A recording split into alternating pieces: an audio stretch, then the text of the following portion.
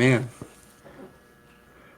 So when you were talking about having right all power over their enemies, it made me think about my military deployment, my combat tours.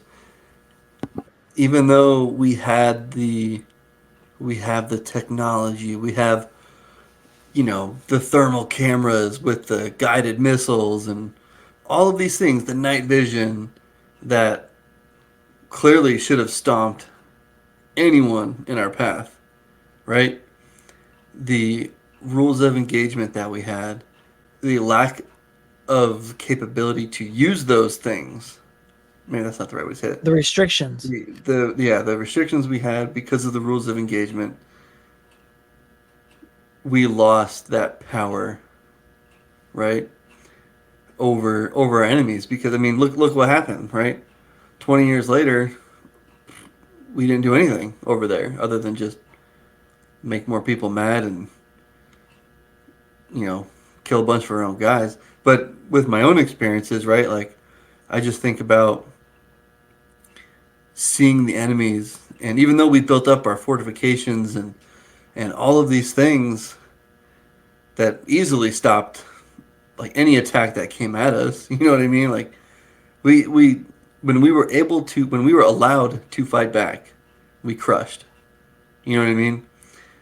But there were clearly times when we weren't allowed to do that and we lost that power and I attribute that to the rules of engagement. And when I say rules of engagement, what I'm also saying is that kind of like unrighteous dominion that we've been talking about. Yeah, yeah. Like the military leaders and all these politicians, they don't know what they're doing most of the time, or at least.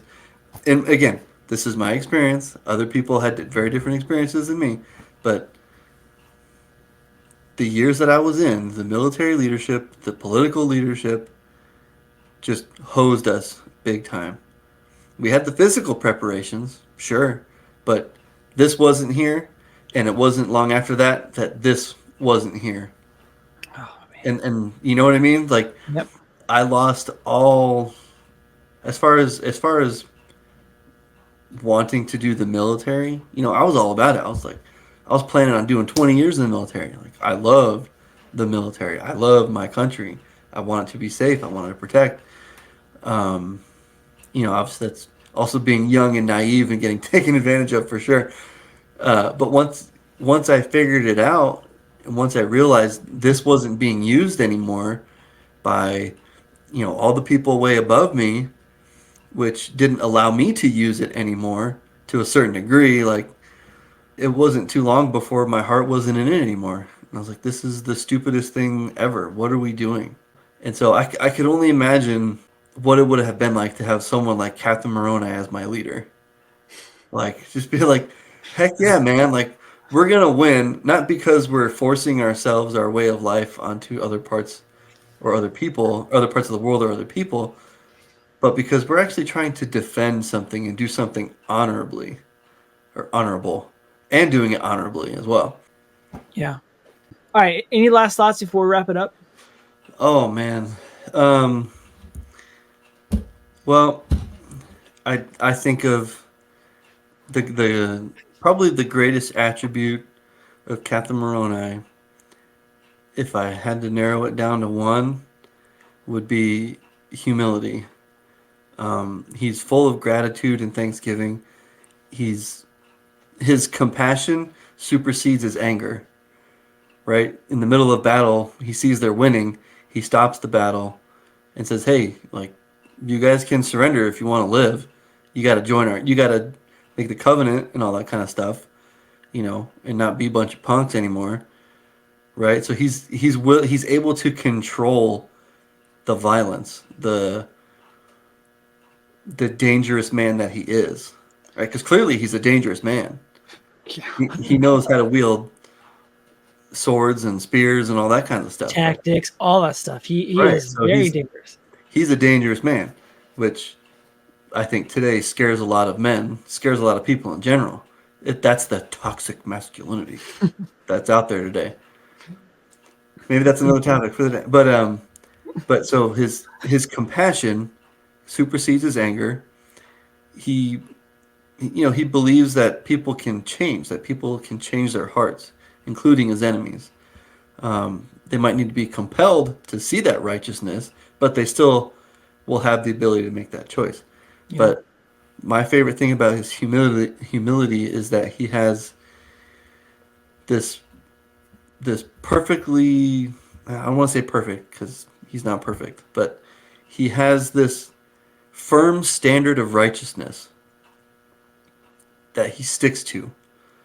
And I think that's I don't know, that's my favorite thing about Captain Moroni is even though he's this all powerful, you know, super dude, the original Captain America, if you could want to call him that. Heck yeah, Not dude. Oh my gosh.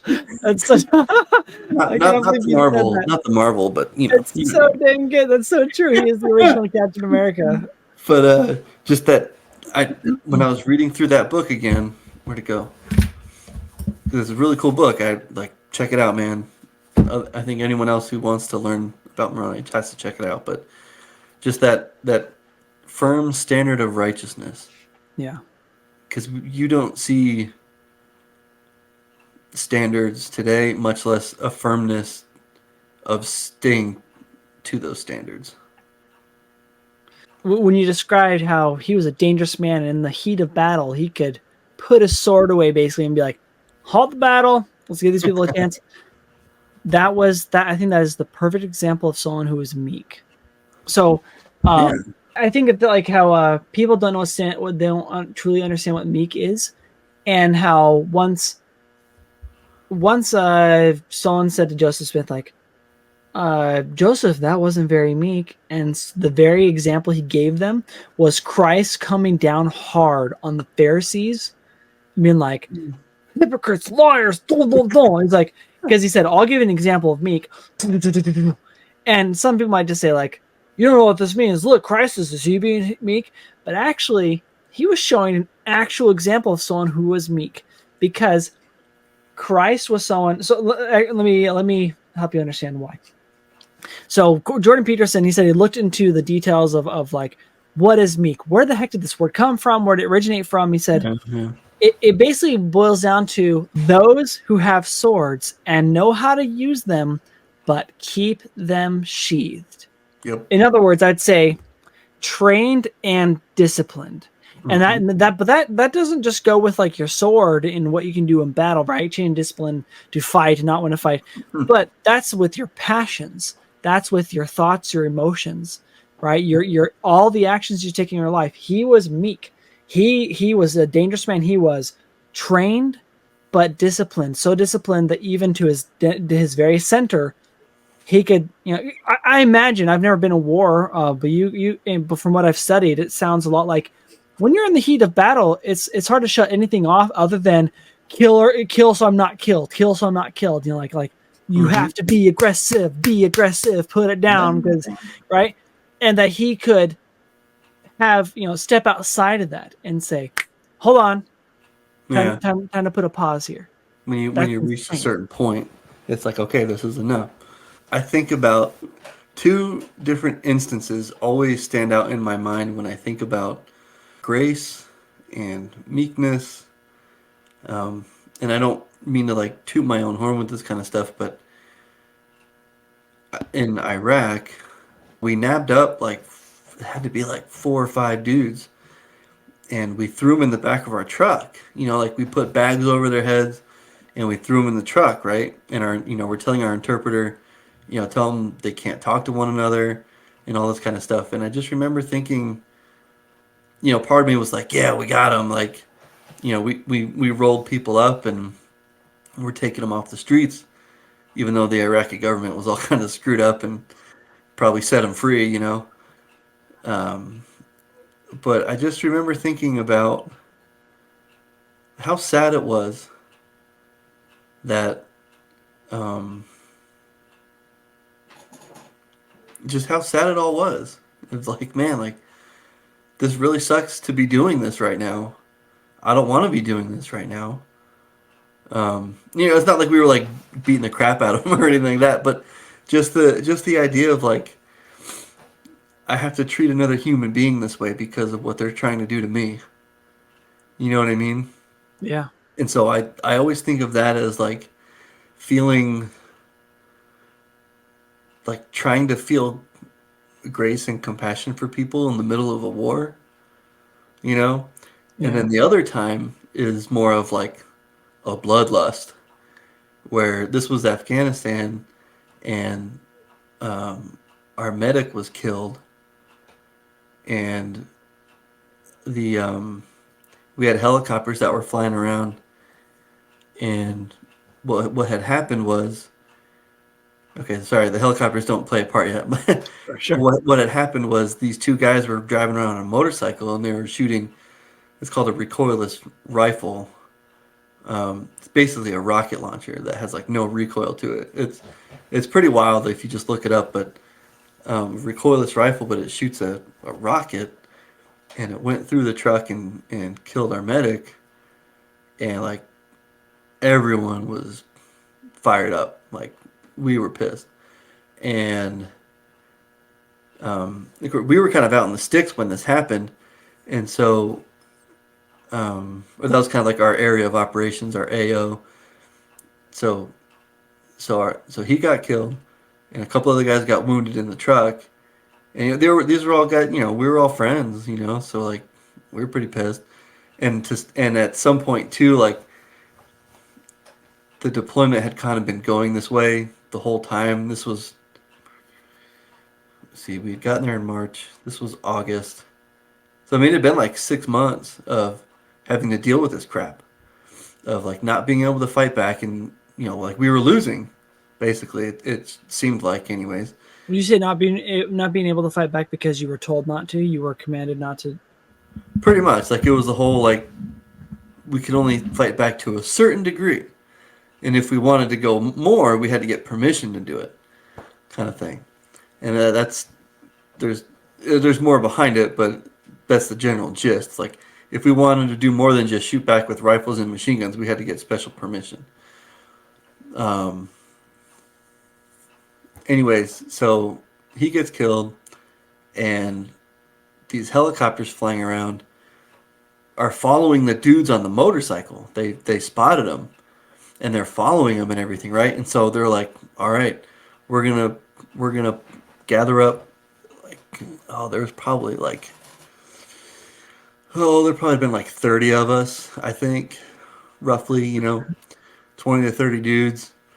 And we're like, all right, we're going to see where these dudes park their motorcycle, and we're going to go get them. Like, and not just like we're going to go capture them. It's like we're going to go tear them up, Yeah. Not like, not war crime, tear them up, but No, like, no, no, no. But you, like the battle, you're going to take the battle to them wherever they yeah, like are. this was going to be a total, like, I don't know. So we all gathered up in the trucks, and we went to the bigger base that had a little landing zone for helicopters. So they were going to come pick us up and then fly us to the spot, so we didn't have to drive there. So it would be a quicker infill, ball them up and then get out hopefully, or just blow the place up, whatever. Who knows? Kind of whatever happened when we got there, but that was. I remember sitting there waiting for the helicopters to show up, and like there wasn't a whole lot of talking, the usual joking around, none of that kind of stuff. It was like, not that we weren't serious at the time or like any other time. Obviously, we were serious about our jobs, but like this felt a little different. You know, this was kind of the bloodlust kind of Yeah. payback kind of thing, and so like it felt so different compared to that Iraq story of experience of like having that grace. And so I was like, man, we it eventually the mission got scrubbed and we didn't go, which pissed us off even more. But but sometimes I'm like, man, it might have been good that we didn't go, Yeah. because there wouldn't have been much grace, there wouldn't have been much compassion. Like it would have been nasty if we Yeah. got if we got into something. Isn't that amazing that you were able to recognize that and that the Lord spared you from that. Like what a blessing. But yeah, that's such an interesting contrast of what you went through. Thank you so much for sharing that. I've never heard these experiences at all before. That's Not too amazing. many people have. But so I guess to bring it back to Captain Moroni, that's just why I love so much his humility and sticking to those righteous principles. You know, even in the middle of a war, he's able to know when to pump the brakes and when to be like, okay, I need to be Christ-like here and not just kill everything in sight. You're right. He was very good at pumping those brakes. And he was really good at pumping people up to do what they needed to. He empowered people to do whatever it was they needed to be successful. He Mm-hmm. tried giving them all the tools, giving them instructions, but then when it came to battle, it was like, win. Like let's end the conflict as fast as we can. Let's get this done. I mean, it upset him so badly that he had to send these people to their grave. Even the Nephites, they followed his leadership, where it also said that they mourned to send so many of these people to their graves without knowing God, Yeah, without yeah, like they're like, this is not great. This is not good. That comes from such great righteous leadership. Imagine if we had more of that today, we'd have people similarly who could have that grace that you were mentioning, right? That compassion. Um, yeah. Well, and I think unfortunately that compassion, the idea of the compassion of we need to love everyone, and it's so misconstrued, especially in war zones. It's like, well, we got a nation build, we got to treat these people fairly and this and that. Like, yeah, we do, but we did it so much to the point that we lost. It didn't help us anymore. And so, like, it makes me think of the DEI stuff. Like, we're trying to be so inclusive that we're actually setting ourselves back. And yeah, not just the people trying to do this, but just society as a whole, you're right. right? The affirmative action, we got to give everyone a chance. Like, everyone does have a chance. They have a chance to make their own way. That's the chance you get here. To make your own way, to make yourself worth something. You Yeah, know, not to be forced into being great because that never happens. Yeah, you know what I mean. You can't force someone to be amazing, but it's just it's that concepts of just they get so misconstrued that they just hurt everything else, and it never works. you're But right. it comes from a good place. Like, yeah, but it doesn't end up in a good place. It never No, does. because of Moroni's actions, the people came together and they understood. And I feel like you could sum it up, the understanding that they got from what he said here in verse 18 of 46. And he said, surely God shall not suffer that we, who are despised because we take upon us the name of Christ, shall be trodden down and destroyed until we bring it upon us by our own transgressions. Yep. That if we transgress, we will cause ourselves to be destroyed and to be trodden down. But I love how he says that we who are despised because we take upon ourselves take upon us the name of Christ. You think about the conflict that was happening in 46. You have Malachi. He's getting people, those kingmen and higher people in the government. They're all supporting him, and you had a real political conflict. He's saying, "Let's alter the government, make me king." And Moroni is saying, "No, defend the government by the people for the people, like King Mosiah set up." Yeah. And he even mentions that we're despised because we're Christians. They call us Christians as a way to, say we're dumb, but like, why not take ourselves like that name? That is Yeah. us. We follow Yeah. Christ. So it doesn't matter if we're Sounds like today. despised. Yeah, we won't be trodden down and destroyed unless we transgress. And one of the ways to transgress is by not taking enough courage to stand up and act. We do not put on the whole armor of God. Armor of God. We do not Hmm. be a man like unto Moroni. And are we like the founders? are we willing to sacrifice our shoot? How does it go again?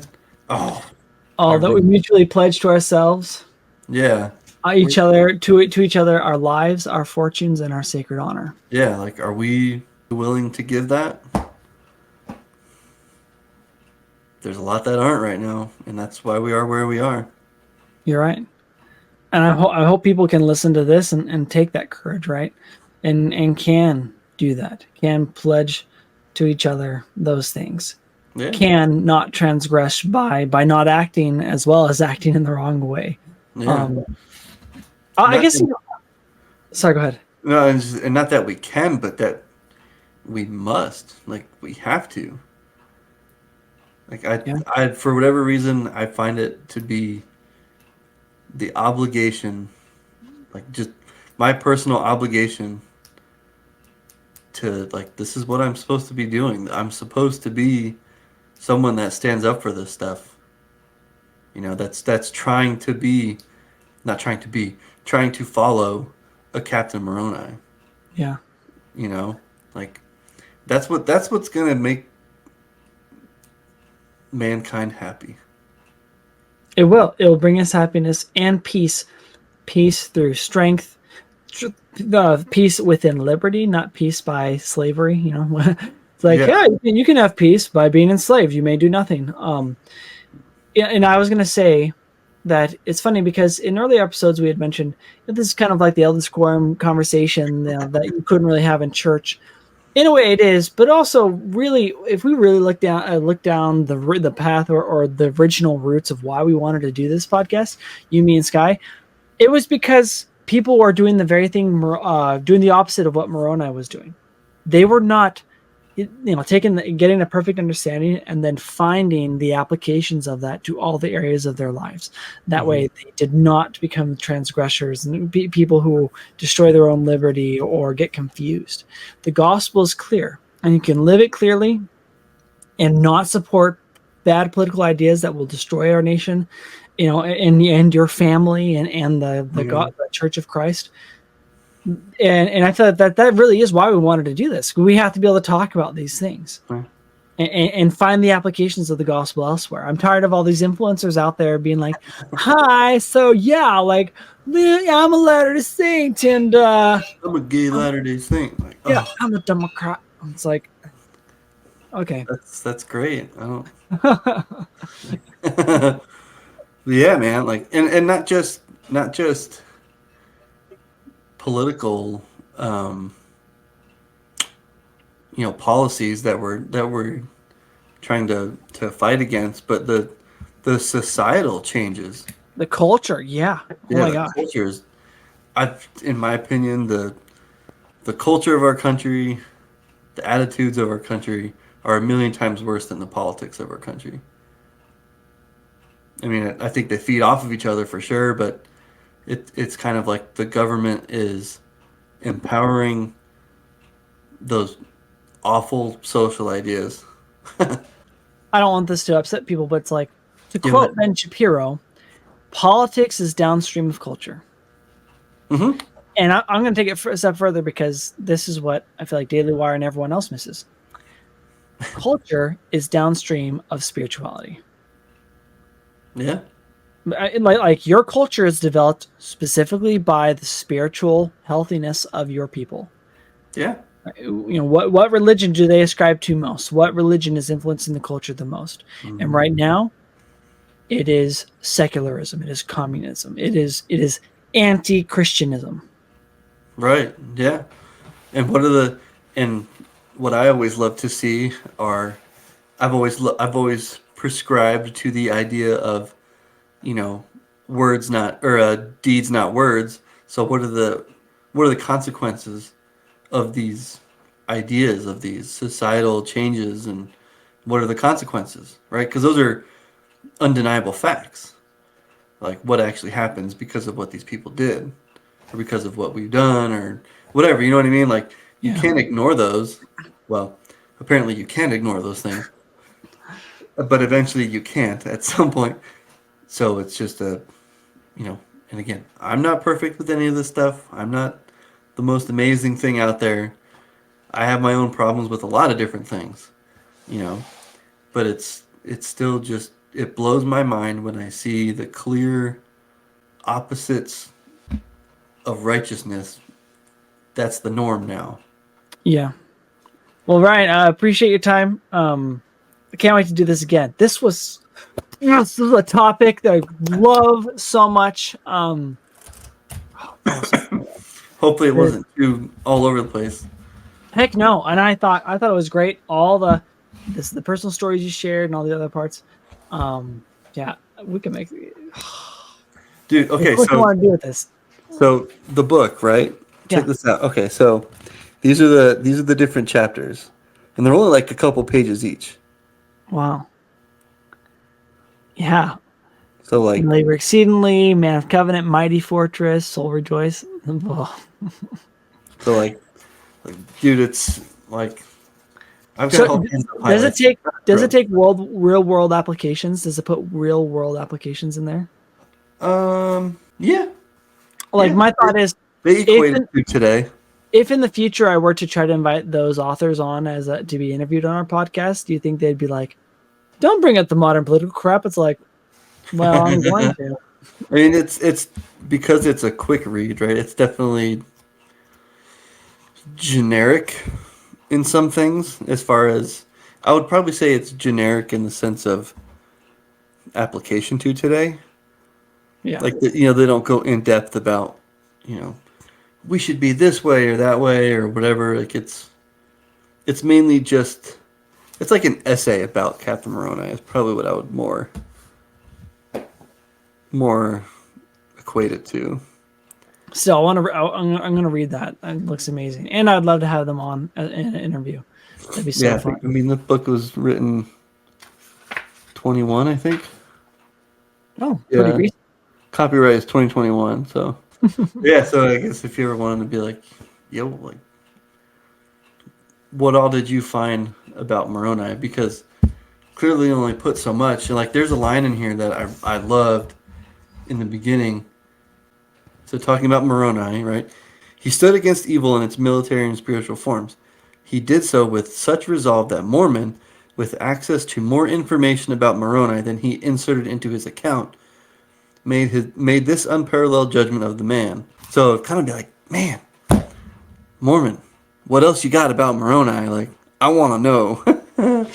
like, what all was he reading about Moroni to be like, all right, this dude needs to be like, yeah, if all men were like this guy, he's, Satan's got nothing.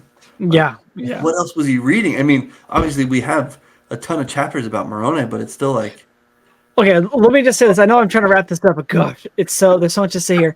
I have actually theorized for several years now that Moroni actually used to be a missionary. That he used to be a missionary of some sort. Not necessarily to the Lamanites, but he was definitely a missionary. Like his hold and grasp of the gospel is so clear that he had to have done some sort of missionary work. And it seems clear he must have been greatly influenced by Alma yeah, and the Sons of Mosiah. mm-hmm, These people were powerful individuals and known in their society. He's right up there. And if they all went to a special restaurant or club that only the elites go to, Moroni would have been in the same club as Ammon, Ammon and Alma and the other sons of Mosiah. yeah, Even the sons of Alma, they all would have been in there eating together. Now, yes, the Alma and Mosiah and the sons of Mosiah, they're more senior, but they were definitely in the same club. They were in the same circles, interacting with each other. They knew of each other, mm. and I think I just feel so certain he had to have served some sort of mission, or at least Well, I wonder. had been instructed by those guys pretty closely to be Yeah. so devout to his faith. Well, I wonder if he spent a lot of time with, Mosiah. He may have been too young to spend much time with Mosiah, Well, because but like, maybe. I mean, actually, no, he may have known Mosiah in the end of Mosiah's years, which actually makes sense that he would have been around. Oh, he may have been late teens, perhaps, we're gonna have to get this straight and make an actual episode on this where we try to go into like the timeline of life. Yeah, Actually, let's just write our own book together. Let's do that. yeah, Screw right. that. These people Kind of wrote a weird. cool book, but we're gonna do it more. We're gonna go into the symbolism of his armor and why they would put that in there. We're gonna go into him eating in the special club with everyone else. Yeah, right. But yeah, no, that's definitely something that'd be pretty cool to know. Like, who was he rubbing shoulders with? Because you also got to think about how capable of a military man he was at such a young age to be given command of the armies. Yeah. Because he's what 25, 26 when he Yeah, gets something like command. 25, right? So I mean, it's like, obviously that doesn't compare to Mormon when that happened. Mormon at 15, but still you 25. know.